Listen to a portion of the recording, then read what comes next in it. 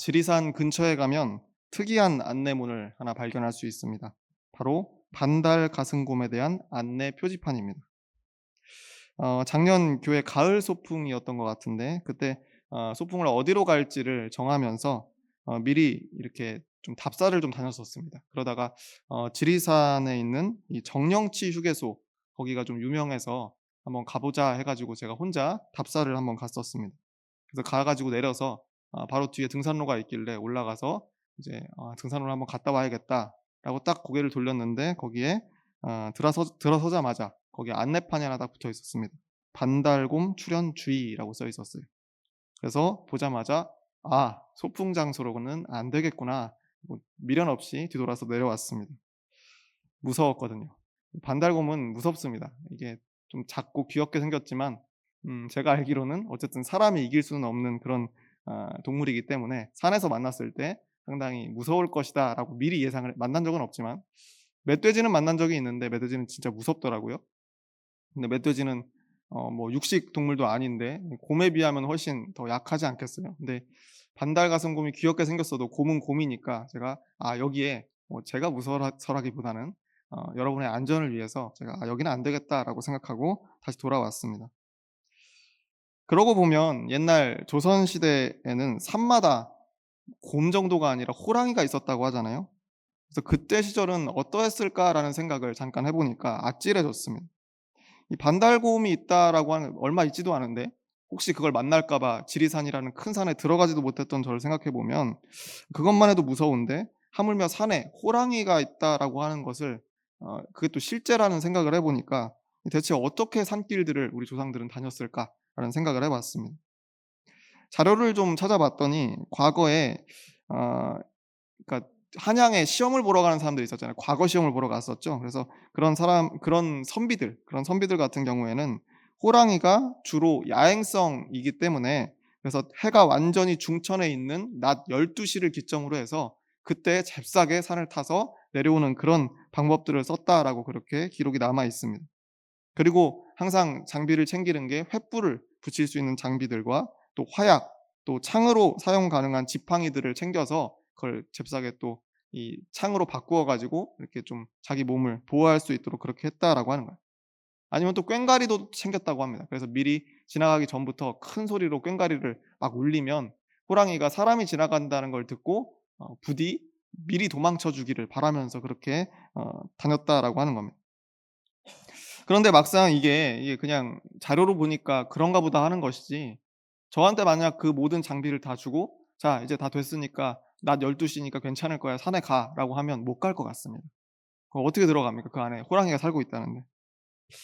그러니까 저는 아무리 준비를 만만하게 했어도 '이 산에 호랑이가 있다.'라고 생각하면 거기를 못 들어갈 것 같아요.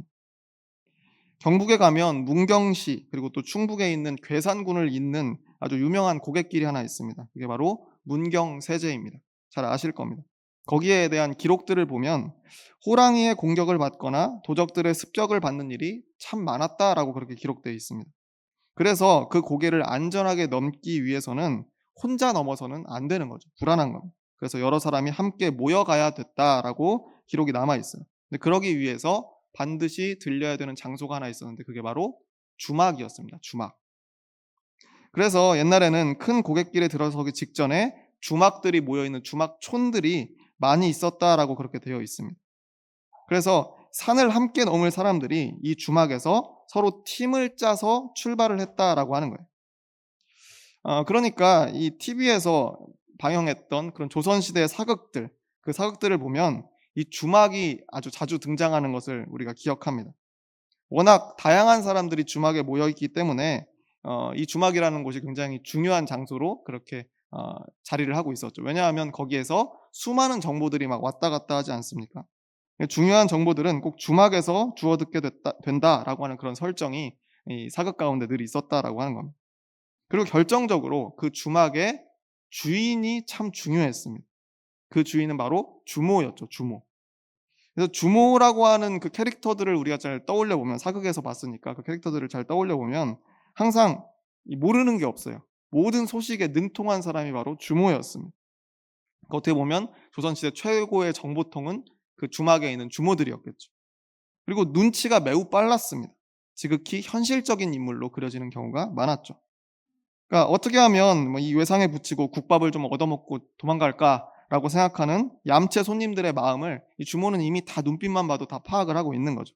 다 알고 있으면서도 적당히 넘어가 주는 그런 경우들도 있었고, 또 결정적일 때는 아주 그냥 탈탈 털어 가지고 지난 외상값까지 다 받아내는 유능한 인물이 바로 이 주모였다라고 하는 겁니다. 그래서 이 주모라고 하는 캐릭터는 언제나 아주 넉살 좋고 유연하면서도 강단과 유머도 있는 드라마의 감초 같은 그런 역할로 그려지는 경우가 많이 있었다라고 하는 겁니다. 물론 지금은 이제 주막이 없죠. 주막이 없어졌죠. 네, 그래서 제가 보니까 경북 예천이라고 하는 곳에 가면 삼강 주막이라고 하는 이 주막의 옛 터가 마지막으로 남아 있는, 유일하게 국내에서 유일하게 남아 있는 주막의 그 옛날 원형이 보존되어 있는 터가 있다라고 합니다. 그래서 이제 거기 말고는 이제 주막을 볼 수도 없고 이제 역사 속으로 사라지긴 했지만, 그럴 만한 것이 이제는 더 이상 주막이 필요 없어진 시대 아니겠습니까? 더 이상 산을 안전하게 넘기 위해서 주막에 들려서 동료를 모을 필요가 없기 때문에 그렇죠.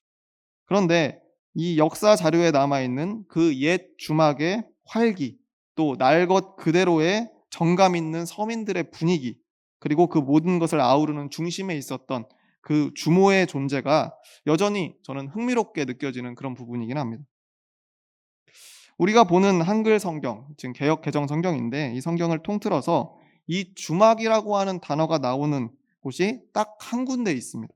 이 성경 전체 중에 딱 한 군데가 나옵니다. 그게 바로 오늘 읽었던 본문 속에 나옵니다. 우리가 흔히 선한 사마리아인의 비유 이야기라고 이렇게 부르는 그런 이야기가 바로 오늘 읽었던 이런 부분입니다. 내용은 다 아실 겁니다. 강도 만나 죽게 된 한 유대인을 이름 모를 사마리아 사람이 구해주고 그의 치료와 회복을 위해 맡기고 간 그곳이 바로 주막이었다라고 하는 겁니다. 여기서 유대인이라고 보통 알려져 있지만, 사실 이 사람이 유대인인지 아닌지는 신학적으로는 좀 판가름하기가 어렵습니다. 왜냐하면 옷이 지금 벗겨진 채로 그렇게 상처 입고 쓰러져 있었기 때문에, 옷이나 어떤 행색 말고는 이 사람이 유대인인지 아닌지를 자기 스스로 말하지 않는다면 사실 알 방법이 없었기 때문에 그렇습니다. 그래서 이 이야기 속에서 이 정체도 모르고, 그리고 또 이런 부상을 입고 쓰러져 있는 이 사람을 구해서 결국 응급처치를 한 다음에 오래도록 이제 회복할 수 있는 어떤 그 장소로 이동을 하는데, 그곳이 바로 주막이었다라고 하는 겁니다. 성경 전체에서 딱 여기에서만 주막이라고 하는 단어가 쓰였는데, 다른 곳에서는 뭐라고 써 있냐면 여관 혹은 유숙하는 곳이라고 이렇게 표현되어 있습니다. 아니면 객실이라는 그런 단어도 이제 쓰이기도 했습니다. 그러니까 이야기 중에 우리가 알잖아요. 예수님께서 태어나실 때, 아기 예수가 태어날 때 방이 없었다라고 이야기할 때, 그곳은 사실은 주막이 아니라 여관이고, 또 어떻게 보면 원어로 해석하자면 객실, 어쩌면 사랑방입니다. 그래서 그때 쓰인 단어와 좀 다르다라고 하는 거죠. 그래서 오늘 본문에서는 주막으로 분명하게 표기가 되어 있다라고 하는 거예요. 그래서 이 주막에 대한 제가 원래 헬라어를 찾아봤더니 헬라어 원문 자체가 다른 곳과는 전혀 다른 그런 말이 쓰였습니다. 여기서 주막으로 번역한 단어는 도케이온이라고 읽는 그런 단어입니다. 근데 여기서 판이라고 하는 것은 모두를 의미해요. 전체. 그러니까 영어로 보면 all이라고 하죠. 모든을 의미하고, 그 뒤에 붙은 도케이온이라고 하는 것은 받아들이다라고 하는 뜻을 가진 단어입니다. 그럼 합치면 뭡니까? 모든 것을 받아들이다. 모든 것을 받아들이는 곳. 그것을 이 단어 판도케이온이라고 하는 말이 담은 뜻이 그것이고, 그래서 이걸 우리말로 번역할 때 주막으로 그렇게 번역했다라고 하는 겁니다.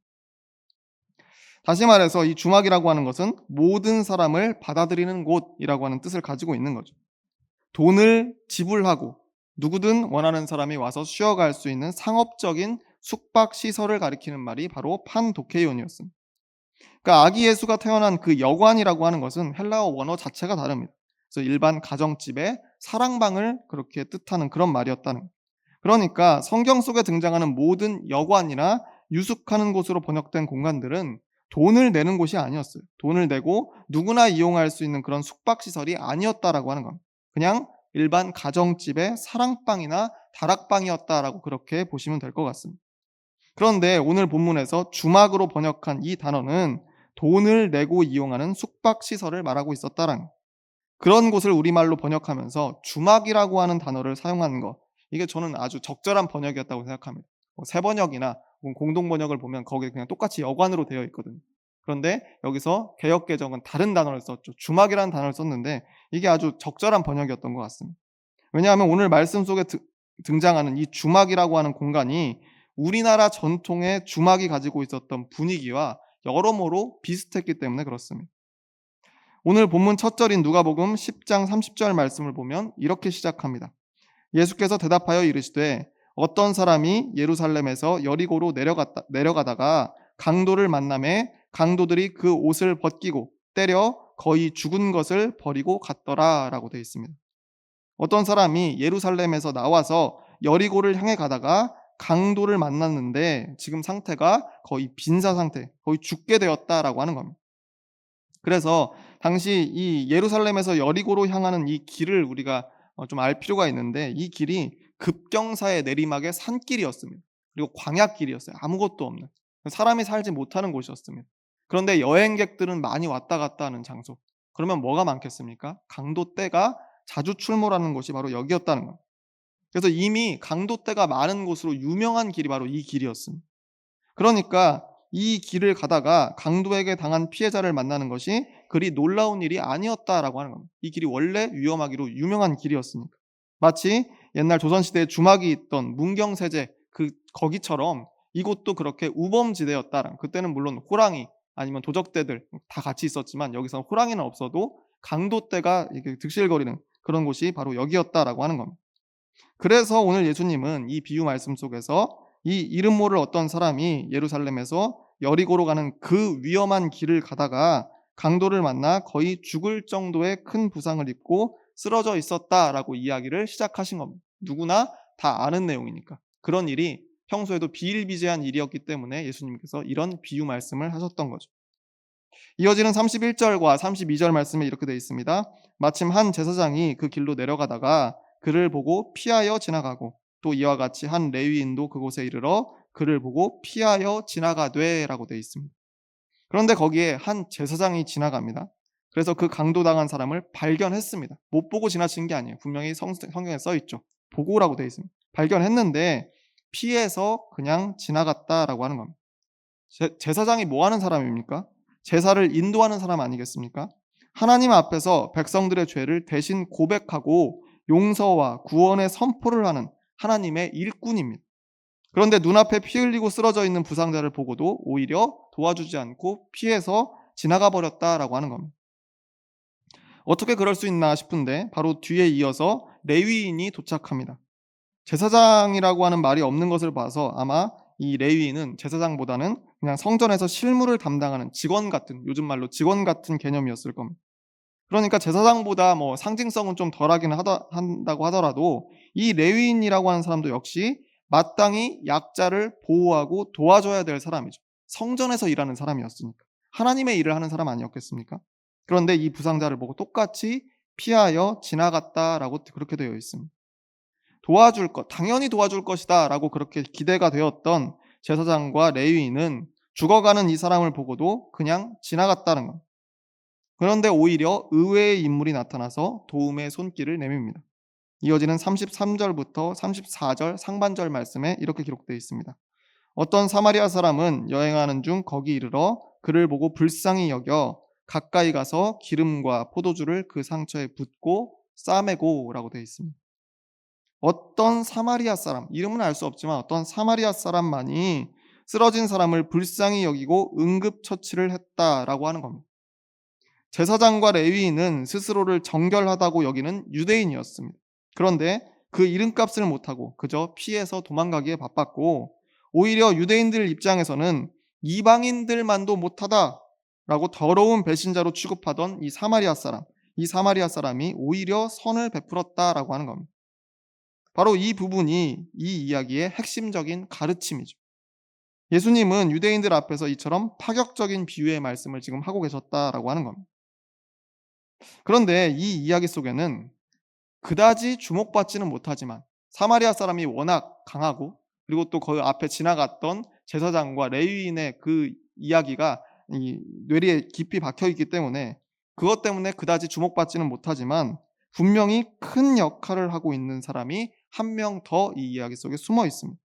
이어지는 34절 하반절 말씀에 이렇게 되어 있습니다. 자기 짐승에 태워 주막으로 데리고 가서 돌보아 주니라. 이 부상자를 응급처치한 뒤에 어디로 데려갔다라고 되어 있습니까? 주막으로 데려갔다라고 하는 겁니다. 그 주막에는 누가 있었겠습니까? 바로 주막 주인이 있었다는 겁니다. 우리나라 주막에 주모가 있었던 것처럼 이 유대 광야에 있던 주막에도 그 주인장이 당연히 있었겠죠. 사실 오늘 본문 속 이야기에서 보면 이 주막 주인이 별다르게 한 일은 없는 것처럼 그렇게 보일 수 있습니다. 그런데 이 부상자가 생존함에 있어서 이 주막과 주막 주인의 역할은 절대적인 것이었습니다. 물론 이 선한 사마리아 사람이 먼저 자비를 베푼 것은 맞습니다. 응급처치를 해낸 것은 대단한 일이죠. 그게 첫째겠죠. 근데 그 다음은 어떻게 되겠습니까? 이 길은 언제든 강도떼가 다시 나타날 수 있는 악명 높은 길이었다는 것을 우리는 기억해야 됩니다. 혼자 몸으로 빠르게 통과하는 것도 위험한 길인데 중상자를 데리고 무사히 이 길을 벗어나는 것은 분명히 아주 힘든 일이었을 것이다 라고 하는 겁니다. 그래서 애초에 그 경로에 이 주막이 있었던 이유 자체가 길이 그만큼 위험하고 고단했기 때문에 있지 않았겠습니까? 물론 오늘 본문은 예수님의 비유 말씀 속에 나오는 그런 이야기일 뿐이지만 실제로 그 지역에 그 주막에 실체가 있었을 것으로 신학자들이 그렇게 확신하고 있습니다. 역사책을 뒤적거려 보면 이 로마 시대 아닙니까? 그래서 로마 제국도 이런 길거리에서 자주 출몰하는 강도떼 때문에 골머리를 앓았다라고 되어 있습니다. 일반 사람들의 피해는 뭐 말할 것도 없고 군수물자를 이동함에 있어서도 강도떼가 군인들을 습격하는 거죠. 그래서 군수물자를 빼가는 그런 일들이 많이 있었다라고 하는 거예요. 그래서 오히려 이런 주막들이 있으면 이 주막들을 정책적으로 지원해주고 또 그럼으로써 치안도 유지하고 군물자 수송에도 차질이 없도록 했다라고 하는 그런 역사의 기록들이 남아 있습니다. 그러니까 그 정도로 그 길이 위험한 길이었고 거기에 있었던 주막이라고 하는 그 장소는 실제로 존재했던 장소다라고 하는 겁니다. 그러니까 어떻게 보면 이 사마리아 사람 혼자만의 선행으로는 이 위험한 길을 벗어나는 것은 불가능했다라고 하는 거예요. 결말이 이 이야기의 결말이 해피엔딩으로 좋게 끝날 수가 없었다라고 하는 거죠. 구원의 시작은 물론 이 사마리아 사람의 자비에서 비롯된 것이 맞지만 부상자를 계속 돌보아서 결국 완전히 회복시킬 수 있는 그런 지속적인 구원 활동은 주막과 주막 주인이 없었으면 불가능했다라고 하는 겁니다. 만약에 주막 주인이 모종의 이유로 이 부상자를 데려오는 것을, 이 부상자를 받는 것을 거절했다라고 하면 어떻게 되겠습니까? 아, 이 사람 피를 너무 많이 흘리는데 우리가 이걸 감당할 수가 없습니다. 이거 청소 어떻게 하고 또 이 안에는 유대인들도 있는데 만약에 피 흘린 사람과 같이 있을 수가 없는 그런 정결법을 지키는 사람들인데 그럼 우리 장사 망합니다라고 이야기해서 거부했으면 어떻게 됐습니까? 또 부상자를 데려온 이 사람이 누구예요? 사마리아 사람이잖아요. 만약에 이 주인이 유대인이어서 유대인인지 아닌지는 알 수 없지만 유대인이어서 아, 나는 사마리아인과는 상종할 수 없습니다. 무슨 사정이 있는지 모르겠지만 가십시오라고 해서 거절해 버렸으면 어떻게 되는 겁니까? 그런데 어찌 됐든 그 이유는 알 수 없지만 이 주막 주인이 그들을 받아줬다는 거예요. 받아줬기 때문에 그리고 그 주막이 애초에 판도케이온이라고 불리는 모든 것을 받아들이는 곳, 모든 사람을 받아주는 곳 그런 곳이었기 때문에 이 이야기의 결말이 좋게 끝날 수 있었다라고 하는 겁니다. 이런 관점에서 보면 이 선한 사마리아 사람의 선행만큼이나 이 주막과 주막 주인의 역할이 상당했다라고 하는 것을 깨달을 수 있습니다. 그런데 여기서 한 가지 더 기억해야 될 것이 있습니다. 모든 것을 받아들이는 곳, 누구나 받아주는 주막, 판도케이온, 이 주막이 모두를 받아들일 수 있었던 중요한 이유가 한 가지 있었다라고 하는 겁니다. 이어지는 35절에 그 이유가 나와 있습니다. 그 이튿날 그가 주막 주인에게 데나리온 2를 내어주며 이르되 이 사람을 돌보아 주라. 비용이 더 들면 내가 돌아올 때에 갚으리라 하였으니. 주막 주인에게 데나리온 2를 내어주며 당시에 두 데나리온을 줬다는 거잖아요. 이 정도의 양이면 일용직 노동자의 이틀치 품삯이었습니다. 지금으로 환산해 보면 한 20만 원에서 30만 원 정도 되겠죠. 뭐 그렇게 큰 금액입니까? 환자를 맡기면서. 별로 생각보다 그렇게 큰 금액이 아닌데라고 생각할 수 있습니다. 그런데 여기서 우리가 알아야 될 것은 당시 이 주막에서 하룻밤 자는 그 비용이 지금과는 비교할 수 없이 저렴했다는 것을 생각을 해야 됩니다. 그래서 두 데나리온의 양이면 보통 한 사람이 한 달에서 최대 2달 정도를 거기에 머물 수 있을 정도의 그 정도의 가치를 지니고 있었다는 거예요. 그러니까 한마디로 아주 넉넉하게 돈을 내놓았다라고 하는 거예요. 넉넉하게 비용을 지불하고 나서야 부탁하는 겁니다. "이 사람을 돌보아 주라." 넉넉한 금액을 내면서 이야기하는 거죠. 저는 사실 이 부분에서 이 이름 모를 선한 사마리아 사람의 진면목이 드러난다라고 저는 생각을 합니다. 왜냐하면 이 사마리아 사람 자기 스스로 본인은 아무 대가 없이 이 강도 만나 쓰러진 부상자를 도와줬어요. 그랬지만 "내가 그랬으니까 당신도 그렇게 하라."고 그렇게 말하지 않았다는 거예요. 이 사람이 너무 사정이 딱해서 "내가 아무 대가 없이 도와줬는데 당신이 보기에도 딱하지 않냐."고 "우리 같이 이 사람 좀 도와주자."고 그렇게 말하지 않았다라고 하는 겁니다. 설령 나는 대가 없이 이 사람을 도왔어도 당신에게는 넉넉한 비용을 내가 대신 지불할 테니까 그에 합당한 정도의 치료와 돌봄을 부탁합니다. 이렇게 말하고 있는 거예요. 내가 한 선행을 다른 사람에게 전혀 강요하지 않았다라고 하는 점이 저는 이 인물의 격을 한층 높여주고 있다라고 그렇게 생각합니다. 게다가 뭐라고 덧붙이고 있습니까? "비용이 더 들면 내가 돌아올 때 갚으리라." 2달치 숙박비를 미련 없이 내놓으면서 "혹시 여기서 모자라는 일이 있다라고 한다면 내가 돌아오는 길에 갚겠다."라고 이야기하는 겁니다. 이 정도면 이 사마리아 사람은 그저 돌발적인 선행을 베푼 사람이 아니라 매우 높은 수준의 됨됨이를 갖춘 사람으로 다시 평가해야 되지 않을까라고 생각을 합니다. 그러면 이 2달치 숙박비를 한 번에 받고 이런 이야기를 듣고 있는 주막 주인의 입장에서 생각해 보면 당연히 이 사람의 부탁을 들어줄 만하지 않겠습니까? 이 사람의 말을 신뢰할 만하지 않겠어요? 요금은 내지 않으면서 그저 "이 사람 불쌍하니까 일단 좀 잘 좀 돌봐 주세요. 지금 급하잖아요. 내가 비용은 내가 돌아올 때 줄게요." 라고 했으면 이 주막 주인이 뭘 믿고 이 다친 사람을 돌봐 주겠습니까? 숙식과 돌봄을 요청받으면서 그에 합당한 금전적인 자원을 공급받았기 때문에 이 주막 주인은 자신의 친절과 자비를 부담 없이 이 환자에게 제공할 수 있었다라고 하는 겁니다. 그러니까 이곳이 판도케이온, 모든 사람을 받아주는 주막일 수 있는 이유는 한마디로 그에 합당한 금액을 받는 곳이었기 때문에 그렇다라고 하는 거예요. 이게 어떻게 보면 좀 역설적인 부분이긴 하죠. 당시에 돈을 안 받는 숙소보다 이렇게 돈을 받는 숙소만이 모든 사람을 받아주는 주막이 될 수 있었다라고 하는 겁니다. 아까 제가 아기 예수가 태어나던 여관에 대해서, 여관으로 번역되어 있는 그 집에 대해서 말씀드렸는데 그곳은 돈을 받는 상업적 주막이 아니었다라고 했습니다. 손님을 무료로 대접하는 유대인의 전통이 있었어요. 그래서 그 전통에 따라서 자기의 사랑방을 내어주는 그런 숙소였습니다. 만약 거기에 이 사마리아인이 찾아갔으면 어떻게 됐을까요? 문전박대당할 확률이 100%였을 것이다 저는 생각합니다. 게다가 피를 흘리는 이 정체 모를 환자가 대체 유대인인지 아닌지 알 수도 없는 그런 상황이라서 율법상으로 받아줄 수가 없는 상황이었습니다. 유대인이면 모를까, 유대인도 아닌 이방인이 피를 흘리면서 찾아왔는데 집에 들인다? 정결법상 그게 안 되는 일이었거든.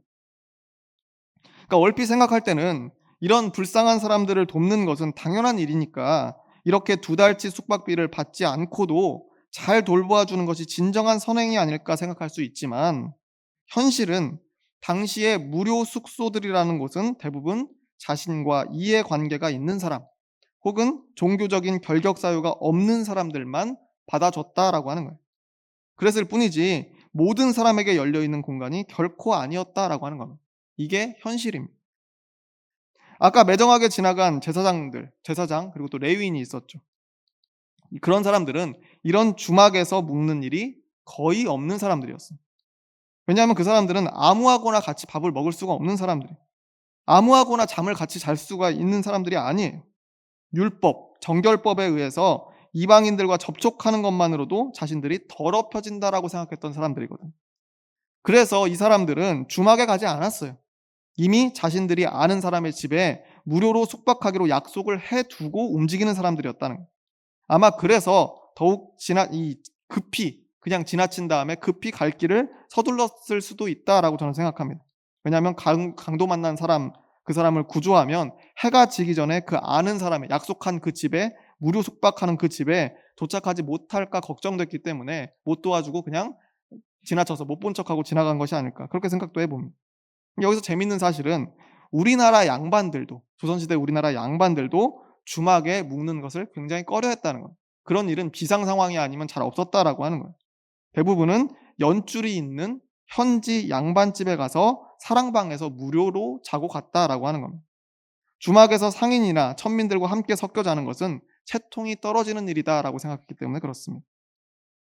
그러니까 오히려 현실적으로 합당한 금액을 지불하고 누구나 이용할 수 있는 이 시스템, 이 구조야말로 편견 없이 누구에게나 공평하게 쉼과 휴식과 회복을 제공하는 판독테이온, 이 주막의 핵심 요소였다라고 하는 겁니다.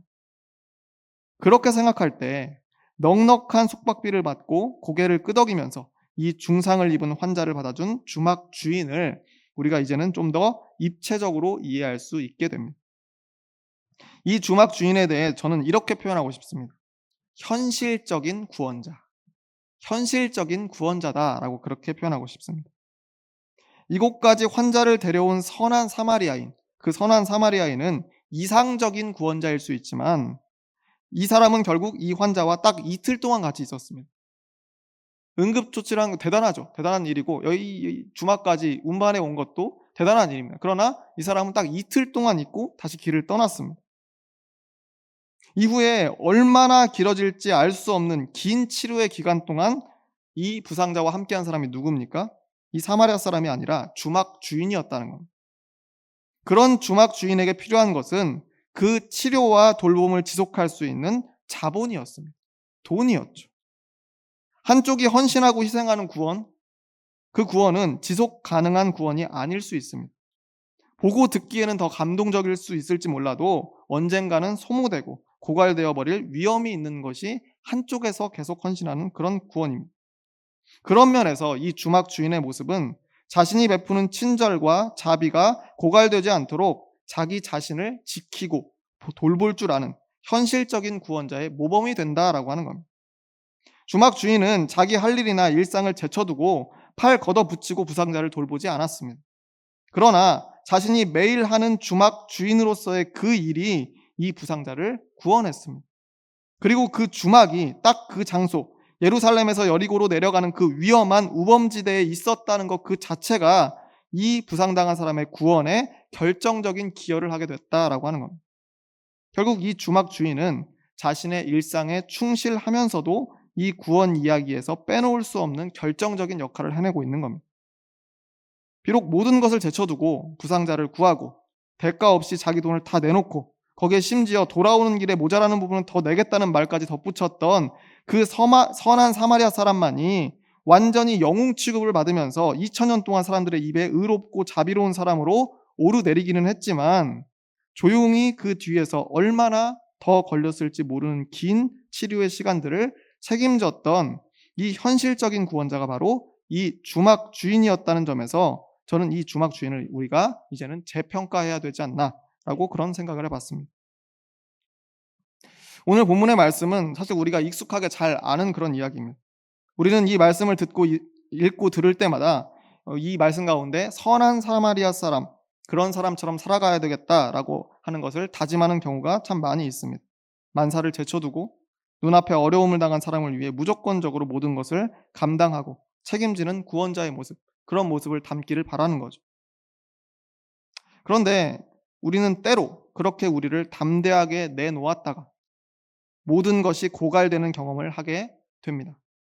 세상 속에서 그럴 때가 있고 가족 간에 그럴 때가 있고 또 교회에서 신앙생활 속에 그와 같은 영적인 고갈을 경험할 때가 있다라고 하는 겁니다. 신앙인이 선한 사마리아인처럼 살려다가 물적으로, 심적으로, 영적으로 그런 고갈을 느낄 때가 되면 그제서야 원망거리를 찾게 되는데 십중팔구 그 원망은 하나님을 향하게 되어 있습니다. 결국 그렇게 지속 가능한 구원 사역을 감당하는데 실패하게 되는 겁니다. 그런 면에서 오늘 이야기 속에 있는 선한 사마리아인의 파격적인 구원 활동 뒤에 가려져 있던 그 주막과 주막 주인의 모습이라고 하는 것은 우리에게 좀 더 안전하고 꾸준한 그런 지속적인 구원 사역을 미리 제시해 주고 있는 것이 아닌가 그렇게 생각해 봅니다. 정당한 대가를 받아서 자신의 사업과 일상을 이어나가면서도 내 사업이, 내 일상의 시간들이 결국에는 선한 일에 쓰일 수 있도록 했다는 거죠. 한 번 선행을 베풀고 더 이상 줄 것이 없어서 고갈되는 불상사가 일어나지 않도록 지속적인 구원이 가능한 그런 구조를 만들어 두고 그 안에서 최선을 다하는 삶을 살았다라고 하는 점이 중요합니다. 이제 와서 생각해 보면 예수님의 이 비유 말씀 속에서 주막과 주막 주인이 꼭 필요했을까라는 생각이 듭니다. 이야기 자체로만 놓고 봤을 때. 왜냐하면 어차피 이게 실제 사건이 아니라 이야기 아니겠습니까?